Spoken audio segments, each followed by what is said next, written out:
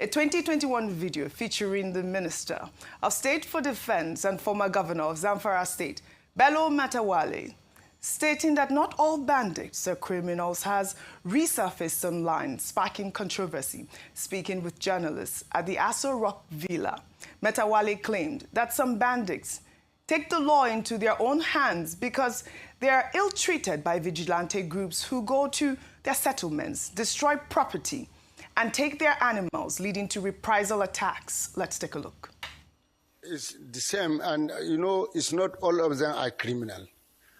Not all of them are criminal, because if you know, or maybe if you investigate what is happening or what makes them to take those laws into their hand, some of them sometimes were cheated by so-called Nsakai, and I have to ban completely the Nsakai in my state.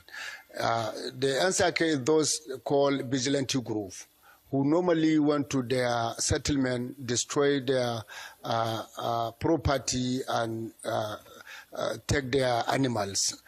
They doesn't have anyone to speak with. So sometimes they are going for revenge. Like if Ntsake attack them, so they will go for reprisals. So that is what exactly happening. And some of them are living in a settlement where close to a village or town, and they sometimes if there is maybe operation, military operation, the military will go and destroy their properties and their animals. So they are angry with such actions sometimes. So sometimes if you are talking to them, you can understand where they are coming from and you can understand their problems. So it is important we as leaders to sit down with those people to understand what is the genesis first. You can't just, jump and conclude that the person is criminal. You have to listen to him. What makes him to go into that activities? So this is what to do. So they are not all of them. It's not all Fulani are criminals. Some are good citizens, but due to some circumstances, they subscribe to such a criminal. You can't say all of them are criminals. But you have to know what was the last thing he said there about criminal activity? Understanding the reason why that's what they happens chose when that the life. director speaks in my ear. Well, this video of Matawalle has been widely criticized by Nigerians who argue that regardless of any grievances, bandits terrorizing communities, kidnapping innocent people, and destroying lives and property cannot be justified or excused under any circumstances. The resurfacing of this video is particularly significant as it raises questions about his approach to tackling terrorism, given his position as Minister of State for Defense. Vimbai, I'll come to you on the story. I'd like to just, juxtapose the two stories at this point. We're seeing a minister talking about criminals and saying that not all of them are criminals. How do you even justify that?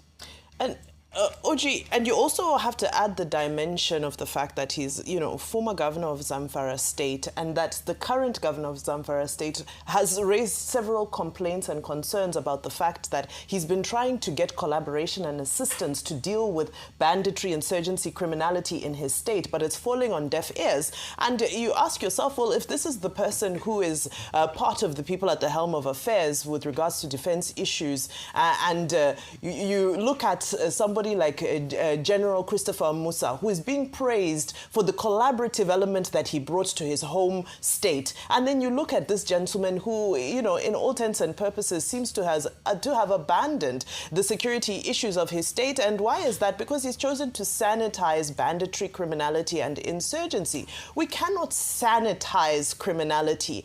Now, there is the psychology of crime. And yes, that's a very interesting, shall I say it, school school of thought to venture into. However, if that is what the minister is passionate about, that's something maybe he can fund research for criminals who have been prosecuted, convicted, and incarcerated. Those studies happen from the confines of prison.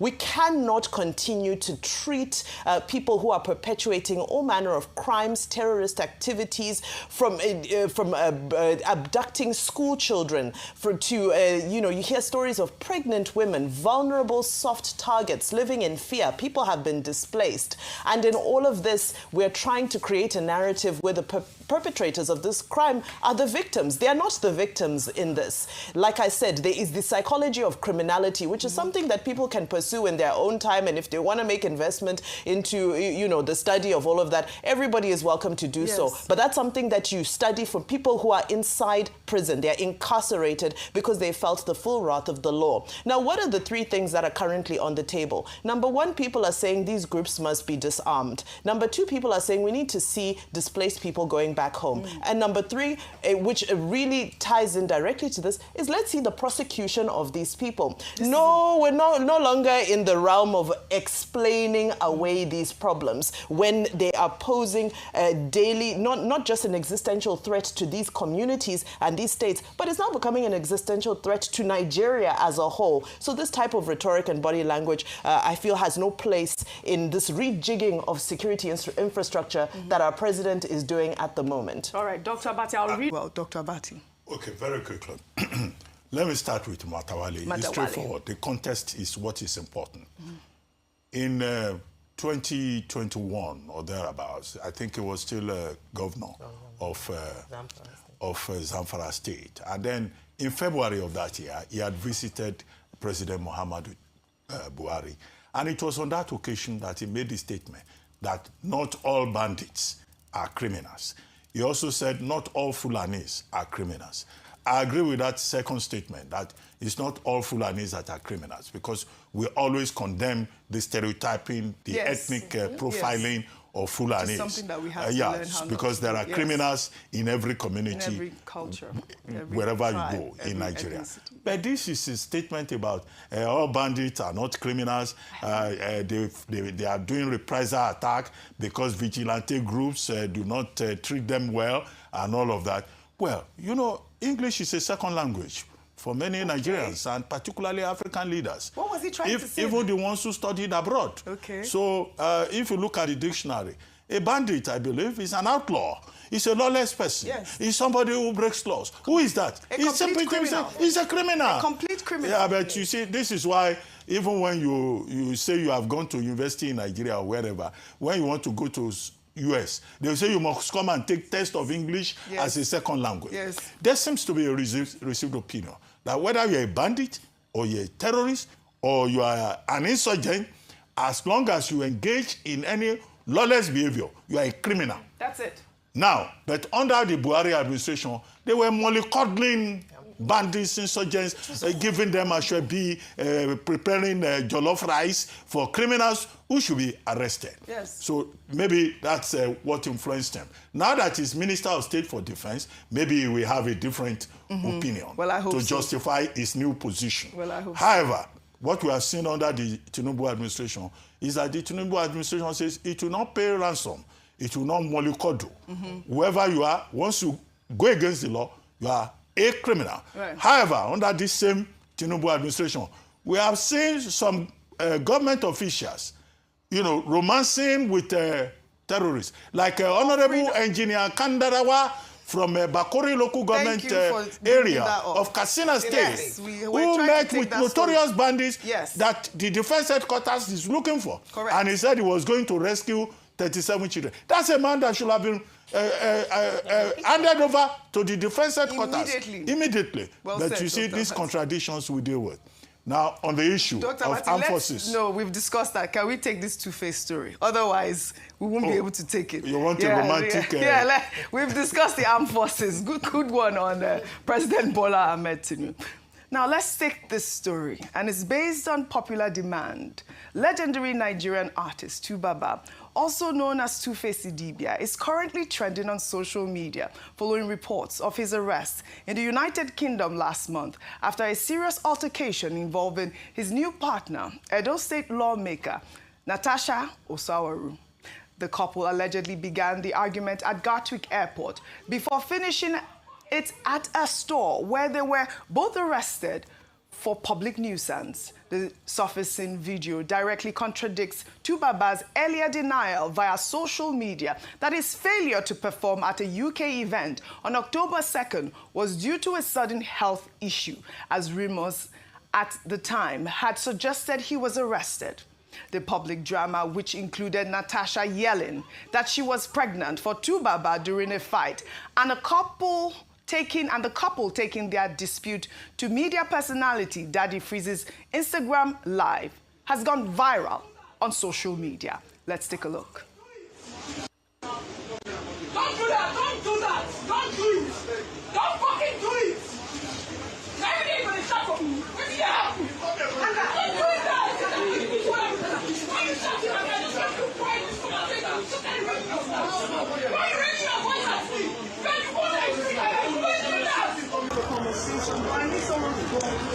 Don't worry, don't worry. I'll sort that out. I'll sort that out. Don't worry. They just questioning him. Just don't say nothing. Just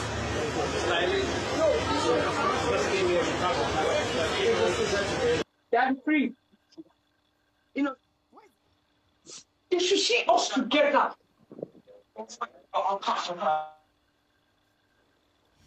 Well, despite the public drama, the couple has continued to post happily about each other on social media. However, fans have commented that Tubaba left his African queen for an African warrior, highlighting the stark contrast between his previous marriage to Annie Idibia and this explosive new relationship. Some have alleged that this may be a carefully orchestrated publicity stunt designed to promote an album. And Ayo Vimbai, Dr. Abati, I don't think we will have time to take our good news report. I want us to quickly discuss this. We have seen this video. I mean, Tubaba is our international star, our international superstar. Yeah. But you've seen their videos, their romantic videos coming up online at this moment.